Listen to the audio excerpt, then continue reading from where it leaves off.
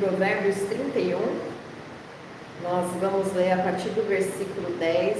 Esse é um poema bem famoso, você deve conhecer como uma mulher virtuosa, mas nós vamos ver que esse provérbio, ele fala muito mais do que uma mulher virtuosa como geralmente as pessoas falam, porque a figura da mulher virtuosa, muitas vezes, na mente das pessoas, a idealização da mulher virtuosa é uma moça bem delicada, aquela moça de comercial de margarina, de família, né? De vestidinho, de laço na cabeça, toda meiga. Só que aqui nós não estamos falando desse tipo de virtude, mais de aparência. Nós vamos ver que essa tradução mulher virtuosa, se você for estudar a etimologia, estudar a Bíblia escrita no hebraico, ela é uma tradução até empobrecida do que significa realmente o termo no hebraico. Antes da gente começar a ver sobre o significado do termo que foi traduzido como mulher virtuosa, eu queria te ensinar algo sobre esse poema que muita gente não sabe, porque quando nós traduzimos para o português, a essência, muitas vezes, do que foi escrito pelos judeus, ela se perde. Esse poema, na verdade, ele é acróstico. O que significa um poema acróstico? Significa que cada verso se inicia com uma letra do alfabeto, seguindo a sequência. Então, o alfabeto hebraico ele é formado por 22 letras, 22 consoantes, e há 22 versos aqui, cada um escrito com uma letra do alfabeto hebraico, o Aleph Bet, e na sua sequência. Então nós vemos uma crescente aqui em atos, em ações da mulher virtuosa, que está associada com a vida prática ligada à palavra. No pensamento judaico, o Aleph Bet, o alfabeto hebraico, foi criado antes do Senhor proferir a primeira palavra, dando ordem sobre a criação do mundo. Então, resumidamente, eles entendem que a palavra sustenta o universo e o alfabeto, ele sustenta a Torá. A Torá, ela é formada pelas letras, né, do alfabeto. Cada palavra lá é um conjunto de letras. Então, a própria letra está sustentando a Torá, a lei do Senhor, a lei de Moisés, a instrução do Senhor. Então, o texto de Provérbios, do versículo 10 a 31, do capítulo 31, ele não se refere apenas à mulher virtuosa, né, à esposa, que inclusive é um texto que todo sábado o homem lê, não somente para elogiar a esposa, mas para enaltecer a lei do Senhor, a Torá. Então é um texto que se refere à mulher que sabe se portar, e nós vamos ver a qualidade específica dessa mulher virtuosa, que é descrita aqui, mas nesse termo que é usado e traduzido como mulher virtuosa, a gente já tem muito do seu significado, mas também representa Israel obedecendo e cumprindo a lei do Senhor.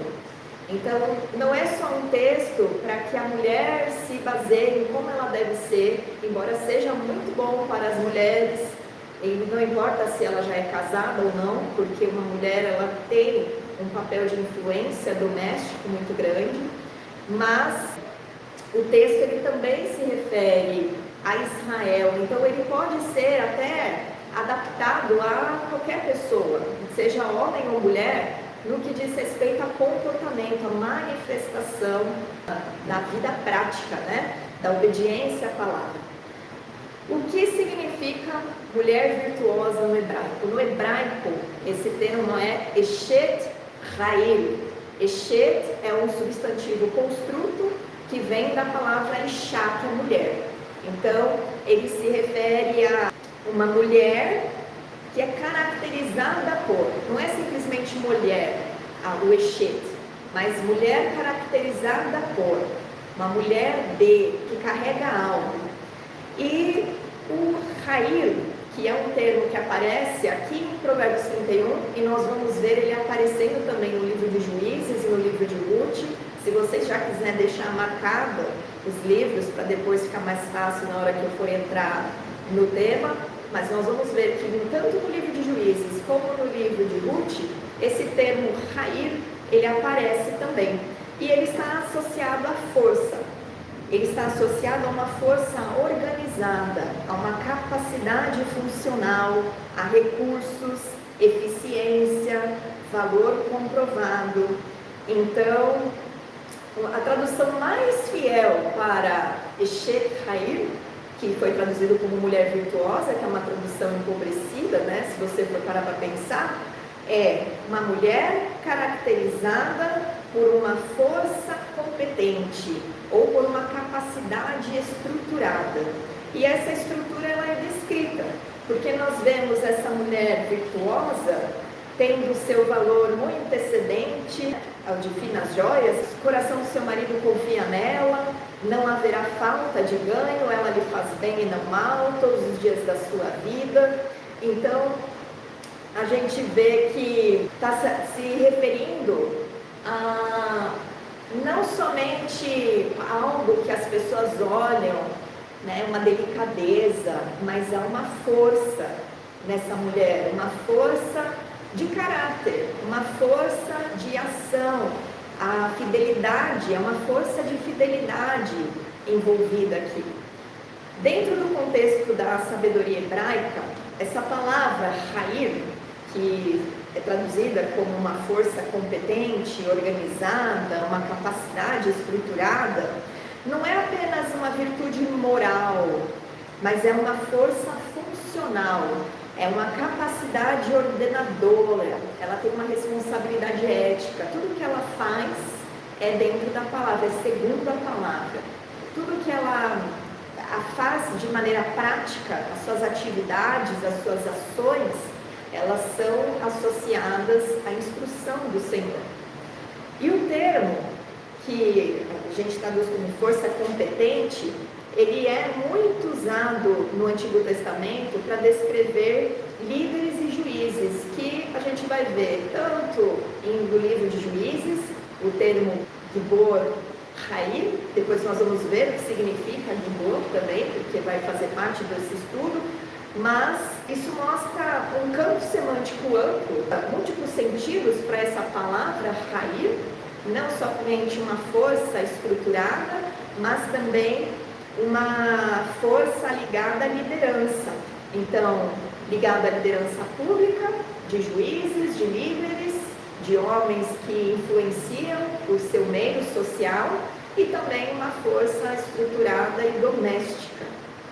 Nós vamos ver esse diálogo que acontece entre Provérbios, entre o livro de Ruth e entre o livro de Juízes.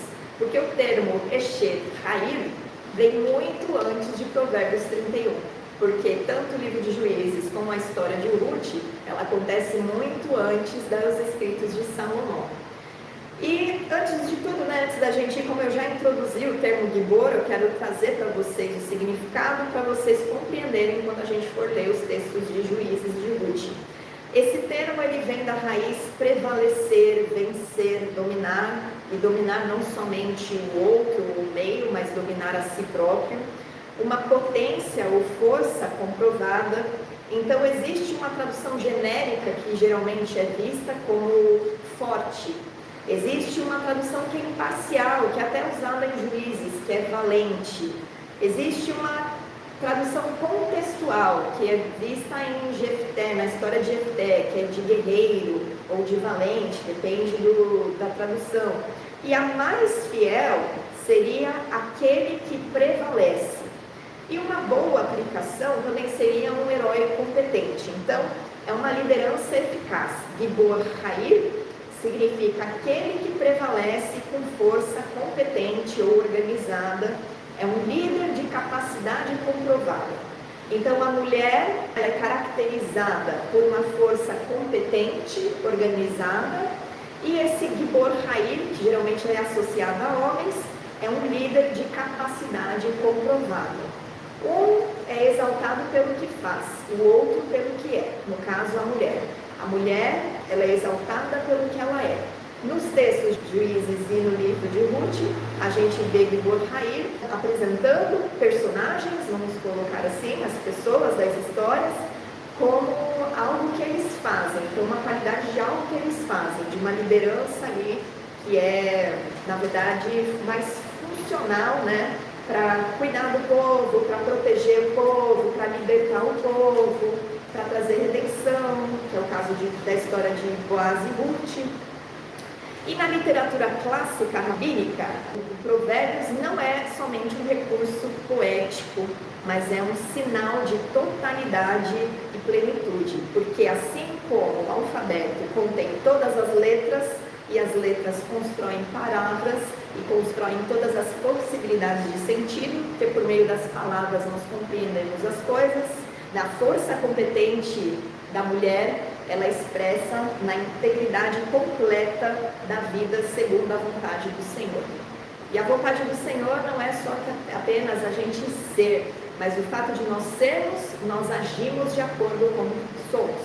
Se nós agora, sendo salvos por tudo que Jesus fez, nós somos filhos de Deus e nós expressamos os seus atributos, nós temos que não somente ser filhos de Deus porque cremos em Jesus, mas agir como tais. E isso a gente tem aprendido muito ao longo, dos nossos cultos. Então essa estrutura do texto ela é associada diretamente com a lei de Moisés e ela é entendida pelos sábios como perfeita, completa e ordenadora da existência, porque as letras sustentam o universo, Então a lei conduz Israel do início ao fim do caminho da vida. E a mulher com força competente governa e sustenta a sua casa em todas as dimensões. E é isso que a gente vê nesse texto, porque nós vemos ela liderando a casa de maneira espiritual, econômica, moral e social. A mulher associada à lei vivificada, então a lei na sua prática, mudando o ambiente e gerando vida. Todas as atitudes desse poema aqui, dessa mulher de Provérbios 31, a Eshet Hair, a mulher de força estruturada, caracterizada por uma força organizada, estruturada, ela gera vida aonde ela está. Ela gera bem-estar, ela gera harmonia, ela gera prosperidade. Por isso que ela é associada à palavra, porque a lei do Senhor, ela é vivificada. Nós mais ainda sabemos disso porque carregamos o Espírito de Deus que vivifica a palavra. Então uma mulher que foi salva em Cristo, pela fé em Cristo Jesus, tem o Espírito de Deus em si, e quando ela age de acordo com essas características, e não é o fazer exatamente o que está escrito aqui, mas é o agir em concordância com a palavra, sendo proativa, sendo confiável, sendo fiel, sendo constante. Isso vai gerar no ambiente dela, seja ela a esposa ou a filha ou uma pessoa que mora sozinha, mas o seu lar vai estar estruturado e as pessoas ao seu entorno estarão sendo beneficiadas e abençoadas. Ela está produzindo vida com as suas atitudes. Provérbios então 31, dos versículos 10 a 31, não estão apresentando um personagem histórico, uma mulher virtuosa que Salomão conheceu, uma esposa de todas as esposas, quase 1000 esposas que ele teve lá, mas é uma figura pedagógica, que nos ensina, é uma manifestação do que a lei do Senhor produz quando ela está interiorizada. Lá em Jeremias, lá em Ezequiel, a gente já aprendeu que o Senhor, ele cumpriu a sua promessa em nós por meio de Jesus, porque ele disse que daria um coração novo e a sua lei impressa no nosso coração. Então não há desculpas para aqueles que aceitaram Jesus e foram batizados de dizer, mas como eu vou interiorizar essa lei? Como que você precisa conhecê-la, mas ela já está em você, porque você foi selado com a lei do Senhor.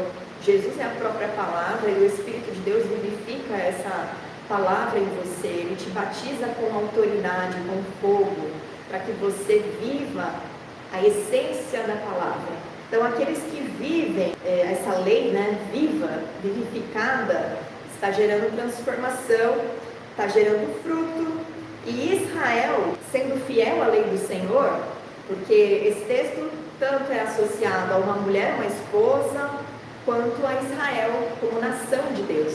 Então ela sendo fiel ao Senhor, ela vai gerar frutos, ela vai sustentar o mundo, porque ela vai ensinar as nações a respeito do Criador dos céus e da terra, e ela vai trazer honra ao nome do Senhor. Então, se você caminha como uma Eshet Haim, como uma mulher caracterizada por força estruturada, isso está sendo gerado na sua casa. Frutos sustentando, né, o seu microcosmos ali, porque cada lar é um microcosmos do universo, e a sociedade ela é formada por famílias. Por que a gente vê um caos no mundo? Porque as famílias estão desestruturadas, os lares estão desestruturados. E você vai dar honra ao nome do Senhor e reverência ao próprio Jesus Cristo, né? Porque Ele transforma a gente, Ele molda o nosso caráter, Ele nos faz parecidos com Ele e com o Pai. Lá dos versos 10 a 12, então, você vai ver nessa confiança que não existe um ideal romântico aqui. Ele não confia nela porque ela é boa para ele, porque ela é amável, apesar de que isso tudo é característica boa que a gente deve ter. Mas não é algo romanceado aqui. Nós vemos aqui uma força acompanhada de provisão. É uma confiabilidade que ela manifesta para o marido. O marido confia nela porque ela administra a vida com sabedoria e com estabilidade. Então aqui nós vemos que essa força estruturada, ela se inicia na responsabilidade cotidiana. Dos versos 13 a 19, você vê sendo descrito trabalho, produção e iniciativa. Então ela busca lã e linho, de bom grado trabalha com as mãos e faz negócios, examina a propriedade, cinge os lombos de força, fortalece os braços, percebe que o seu ganho é bom, a sua lâmpada não se apaga, estende as mãos ao fuso, mãos que pegam na boca. Então, a lã e o linho são materiais diferentes e você precisa de habilidades diferentes para tecer a lã e tecer o linho. Um é de origem animal, o outro de origem vegetal. Então, você tem que ter conhecimento, você tem que ter sabedoria, você tem que ter capacidade para conseguir lidar com o linho, lidar com a lã, para conseguir examinar uma propriedade. Então aqui a gente vê uma mulher inteligente, uma mulher que tem iniciativa, porque ela acorda e vai cuidar, lidar da casa, vai cuidar, organizar. Essas habilidades distintas que ela harmoniza, une opostos, trabalha com constância, ela não é impulsiva, ela protege, ela sustenta, ela negocia, ela planeja. Isso revela essa inteligência prática, revela discernimento, revela capacidade econômica. Então, é uma força silenciosa, porque não é algo que é manifesto, isso acontece dentro de um lar, só que ela é eficaz. Então, essa força que a mulher é caracterizada, essa força organizada, é uma força silenciosa, eficaz e que se inicia com a responsabilidade cotidiana. Depois, no versículo 20, a gente vê uma característica associada à justiça social e ao cuidado, porque ela se antecipa à necessidade. Aqui está escrito, ela abre mão ao aflito e ainda a estende ao necessitado. Então ela se antecipa, ela não fica esperando alguém pedir, ela vê a necessidade e ela vai supri-la. Isso é força moral, porque protege o vulnerável e preserva a dignidade do pobre. E isso no pensamento rabínico é muito importante, isso é uma qualidade de uma pessoa justa, preservar a dignidade do necessitado. Você não espera ele ficar nu para vesti-lo, mas você vê as vestes começando a se rasgar, você já substitui. Então, ela não espera ser solicitada, ela vai e faz, isso é proatividade, né? Um zelo com o próximo. Do versículo 21 a 22, nós vemos ela não temer a neve, porque está todo mundo vestido de lã escarlate, ela faz para si cobertas, ela veste-se de linho e de púrpura, de linho fino e de púrpura, ou seja, ela promove sobre a sua casa segurança, porque estão todos vestidos, estão todos aquecidos, ela se veste de dignidade. O linho fino e a púrpura no antigo mundo representava nobreza, era da nobreza, né? Não era uma coisa acessível para qualquer um, então está associado a caráter. Não é somente a veste externa que aqui se fala, que são poema. Está falando de dignidade, ela protege, ela cuida da casa e ela se veste de dignidade, o caráter dela é assim, é íntegro. Então aqui nós vemos que por meio da sua organização, ela está promovendo segurança sobre a casa. Ela não teme a hora que o frio vai chegar, porque está tudo preparado, está tudo antecipado. Ela não se antecipa só em ajudar os necessitados, mas ela se antecipa em manter tudo organizado.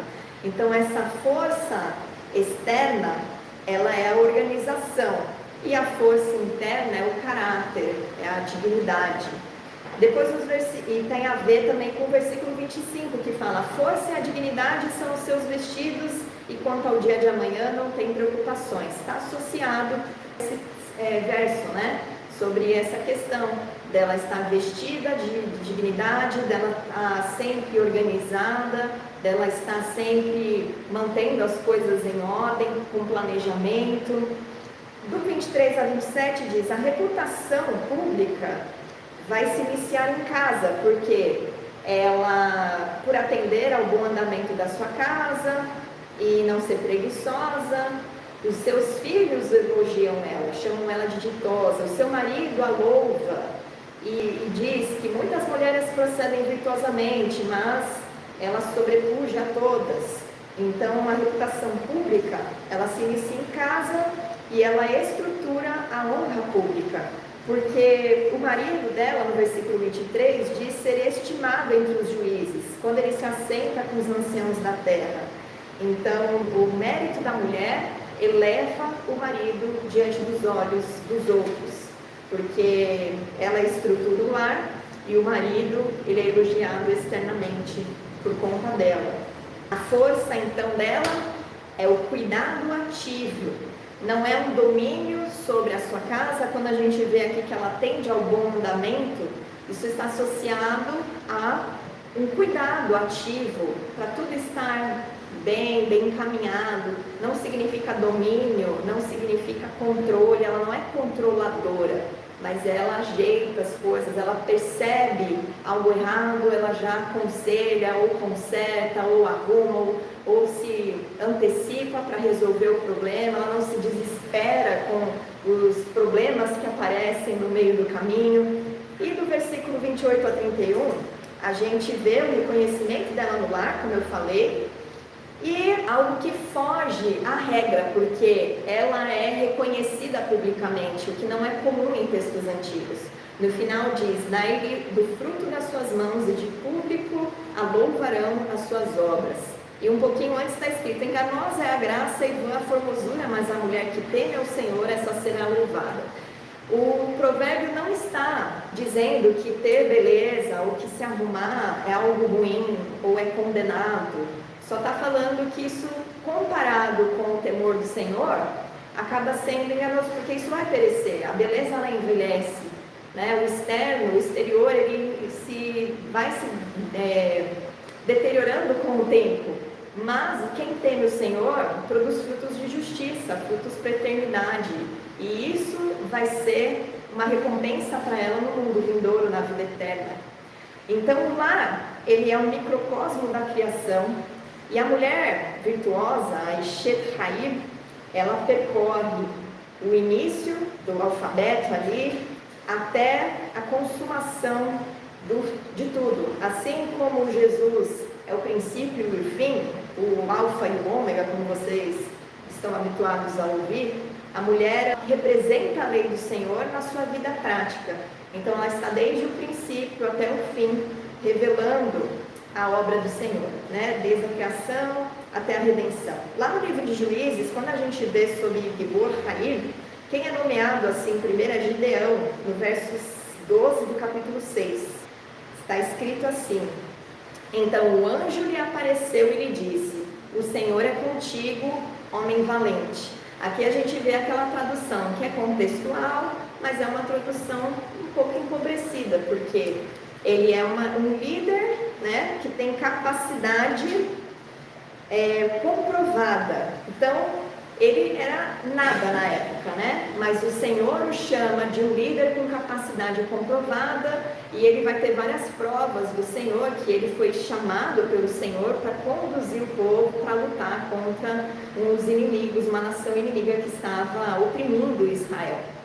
Só que o problema de Gideão, e depois a gente vê também Jefté sendo chamado de Gibor Jair, no capítulo 11, no versículo 1, era então Jefté, o gileadita, homem valente, porém filho de uma prostituta. Gileade gerara a Jefté.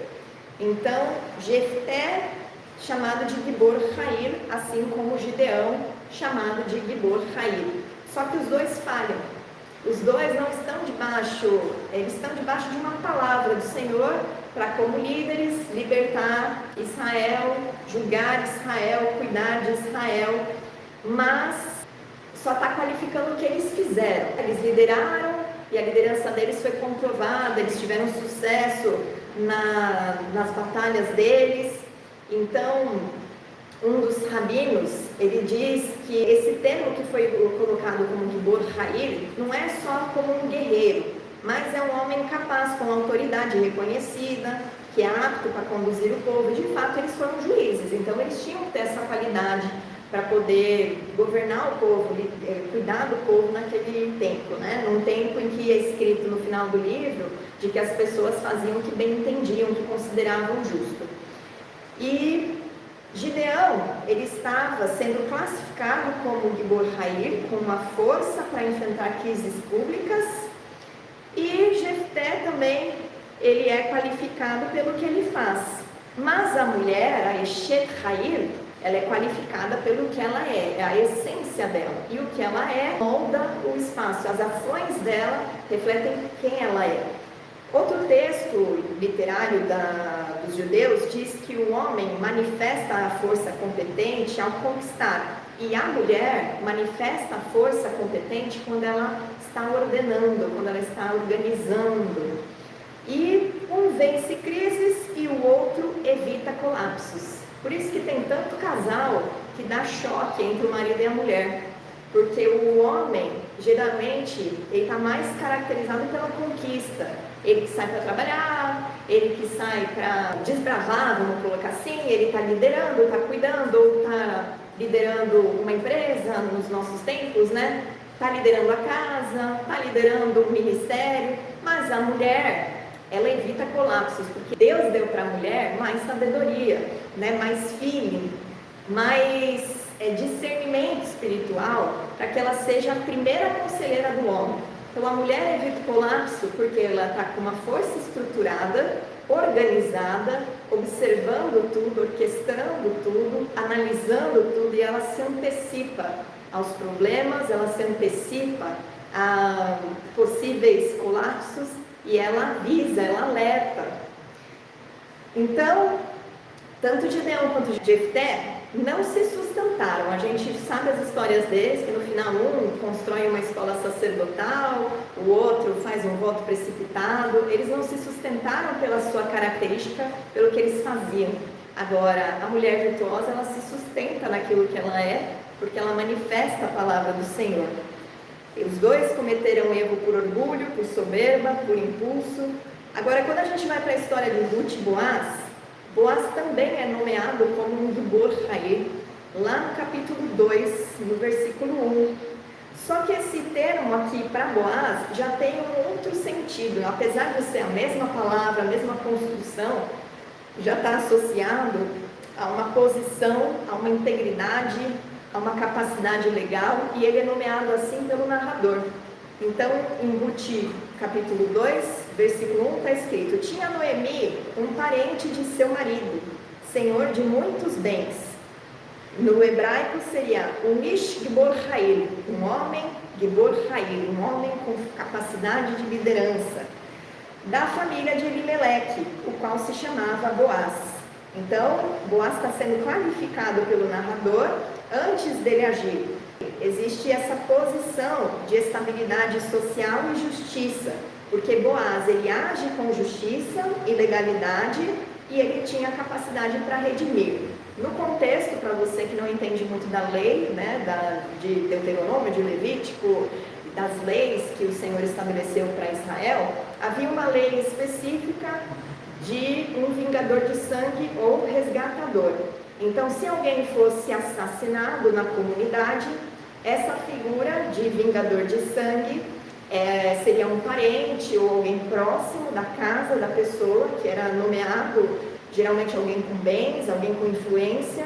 Ele poderia fazer justiça pelo sangue derramado do seu parente e vingar o seu sangue. Ele poderia assassinar essa pessoa. Por isso que havia as cidades refúgios e algumas pessoas que cometeram homicídio sem intenção de matar se refugiavam nesse lugar, porque estando nessa cidade elas não poderiam ser,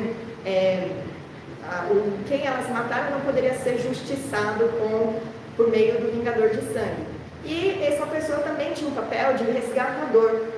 Então, se por acaso a herança da família, um terreno, uma propriedade fosse vendido, ele, no dia do jubileu, poderia arcar com as despesas, poderia pagar a dívida e resgatar aquela herança para a família.